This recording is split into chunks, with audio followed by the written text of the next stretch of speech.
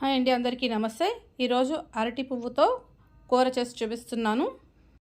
ఇది అమ్మమ్మల నాటి పాత వంటకం. ఈ అరటి పువ్వుని ఒలవడానికి బాగా టైం పడుతుంది. అరటి పువ్వుకి మీద ఉన్న డొప్ప తీస్తే ఇలా పువ్వుల్లాగా వస్తాయి. ఆ పువ్వుల్ని ఎలా ఒలుస్తున్నారో చూడండి. అరటి చెట్టు గెలలు వేసిన తర్వాత లాస్ట్లో మిగులుతుంది కదా ఆ పువ్వు. ఒక్కొక్క పువ్వు తీసుకొని మధ్యలో సన్నగా పొడుగ్గా ఉంటుంది. దాన్ని తీసేసి పడేస్తారు. దాన్ని దొంగవాడు అంటారు. తీయ ఒకసారి దొంగవాడిని. ఈ సన్నగా పొడుగ్గా ఉన్నదాన్ని దొంగవాడు అని అంటారు. ఎలా చేయాలి ఈరోజు కూర? పప్పు కూర ఆవు పెట్టి పులిహార కూరలాగా పులిహారలా పోపులు వేసి కూర వండుకోవచ్చు. ఇవాళ ఆవు పెట్టి వండి. అలాగే ఇది చాలా పాతకాలం వంట, అమ్మమ్మల కాలం నాటి వంట. ఇది ఆరోగ్యానికి చాలా మంచిది. ఒంట్లోని టాక్సిన్స్ అన్నీ పోతాయి. ఈ మీదనున్న రేకుల్ని ఒక్కొక్కటి తీస్తూ ఆ పువ్వులని ఒలుచుకోవాలి. చూపించిన విధంగా ఒక్కొక్కటి తీస్తారు. సన్నగా పొడుగ్గా ఉంది కదా, చూస్తున్నారు కదా, దాన్ని దొంగవాడు అని అంటారు. అది తినరు. ఒక్కొక్క పువ్వుని తీసుకొని మధ్యలో దొంగవాడు అని అంటారు కదా, దాన్ని తీస్తారు. ఇక్కడ పోలీస్ అని కూడా అంటారు. తెల్లగా ఉంటుంది, అవి చూశారు కదా, దీన్ని అది కూడా తీస్తారు. తేగల్లో చందమామ తినరు కదా, ఇది కూడా అలాగే.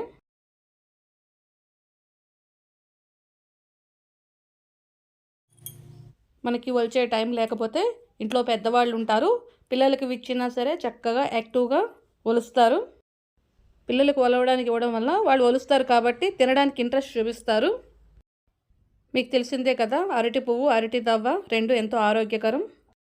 మనం ముందు రోజు కూడా ఒలిచి పెట్టుకోవచ్చు. అప్పటికప్పుడు చేయాలి అంటే ఎవరి సాయం తీసుకుంటే తొందరగా అయిపోతుంది. అరటి పువ్వు ఎలా వండుతారు, ఎలా ఒలుస్తారు అనేది కొంతమందికి తెలియదు. వాళ్ళ కోసం నేను వివరంగా చూపిస్తున్నాను.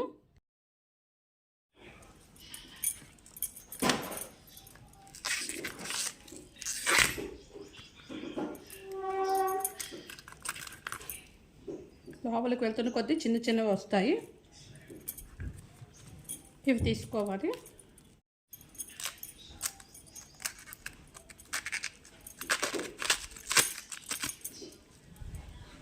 ఇలాగా మొత్తం వచ్చుకోవాలి. లాస్ట్ వచ్చిన తర్వాత ఎలా ఉంటుందో అనేది చూపిస్తాం తర్వాత.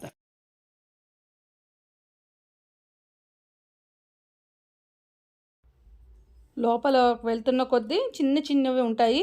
వాటికి దొంగల్ని తీయాల్సిన అవసరం లేదు. మీదనున్న డొప్పలని పువ్వుని వేరు చేస్తే సరిపోతుంది. చూడండి, లాస్ట్లో చిన్న పువ్వు మొగ్గలా మిగిలింది. దాన్ని కూడా కట్ చేసి వాడుకోవచ్చు. చూస్తున్నారు కదా, ఈ రెక్కలు లాంటి వాటిని పోలీస్ అంటారు. వీటిని వేచుకొని తింటారు. కూరలో వేస్తే బాగుండదు, అందుకు వేయట్లేదు.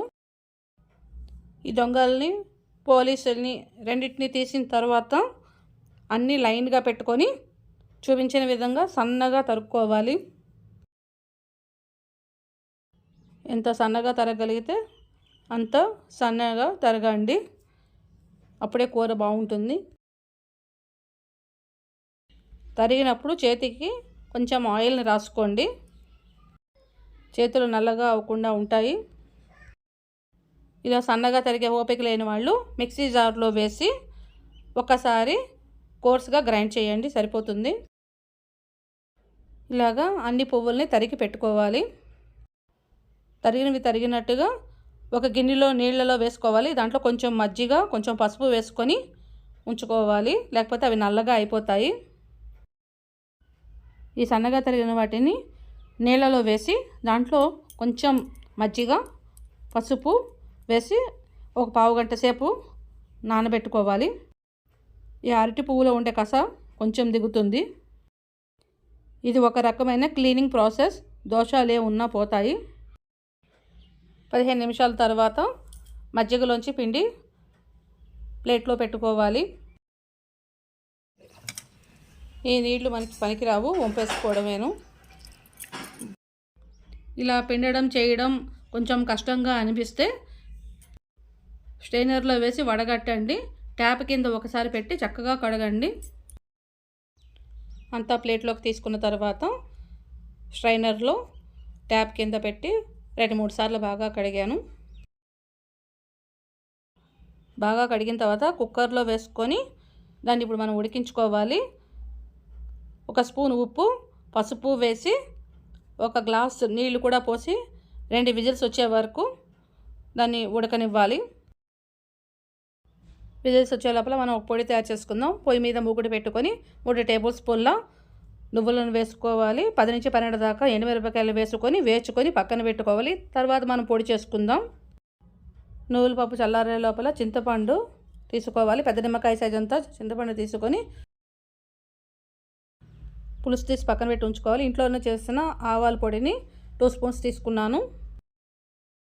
ఇప్పుడు నేను చూపిస్తున్నవన్నీ ముందుగా రెడీ చేసి ఉంచుకుంటే కూర చేయడం ఈజీ అవుతుంది. ఆవాలు, మినపప్పు, శనగపప్పు, ఎండుమిరపకాయ పోపు రెడీ ఉంచుకోవాలి.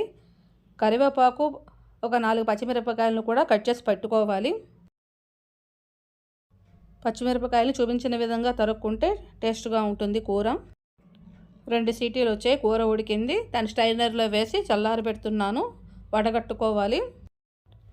పొయ్యి మీద మూకుడు పెట్టుకొని 2 స్పూన్స్ ఆయిల్ వేసుకోవాలి. నూనె వేడైన తర్వాత మనం స్ట్రైన్ చేసి ఉంచున్న కూరను దాంట్లో వేస్తున్నాను. దీంట్లో మనం తీసి ఉంచుకున్న చింతపండు పులుసుని వేసుకోవాలి. చింతపండు పుల్ల అరటి పువ్వు కూరకి పట్టాలి. ఉసిరికాయంత బెల్లాన్ని కూడా ఈ కూరలో వేస్తున్నాను. పుల్ల బెల్లంతో కూర ఉడికి టేస్ట్గా ఉంటుంది. సాల్ట్ను కూడా ఇప్పుడే వేస్తున్నాను. మీరు చింతపండు మగ్గుని కొంచెం చిక్కగా తీసుకోండి. నేను పల్చగా తీసుకోవడం జరిగింది. దానివల్ల కొంచెం లేట్ అవుతోంది. నీళ్ళు ఎగిరిపోయి కూర డ్రై అవ్వాలి. కూర లైట్గా డ్రై అయిన తర్వాత తీసి పక్కన పెట్టుకొని చల్లారి పెట్టుకోవాలి. ఈ లోపల పొయ్యి మీద మూకుడు పెట్టుకొని 2 స్పూన్స్ ఆయిల్ వేసుకొని రెడీగా ఉంచుకున్న పోపుని, కరివేపాకు, పచ్చిమిరపకాయలను కూడా వేసుకొని వేగించుకోవాలి. పోపు వేగింది. కూరను కూడా దాంట్లో వేస్తున్నాను. 1 స్పూన్ ఎండుకారాన్ని వేస్తున్నాను. చల్లారిన నువ్వులను కూడా పొడి కొట్టి ఆ పొడి మొత్తం దీంట్లో వేసుకోవాలి. వేస్తున్నప్పుడు ఉండలు లేకుండా చూసుకొని వేసుకోవాలి. స్టవ్ ఆపుకొని ఆవు పిండిని వేసుకోవాలి, లేకపోతే చేదు వస్తుంది. ఈ అరటి పువ్వు ఆవు పెట్టిన కూర ఇది 2-3 గంటల తర్వాత తింటే చాలా టేస్ట్గా ఉంటుంది. ఆరోగ్యానికి ఆరోగ్యం, టేస్ట్ ఉంటుంది. ఈ అరటి పువ్వు కూరని మీరు కూడా చేసి ఎలా ఉందో కామెంట్ రూపంలో తెలియజేయండి. Thank you for watching.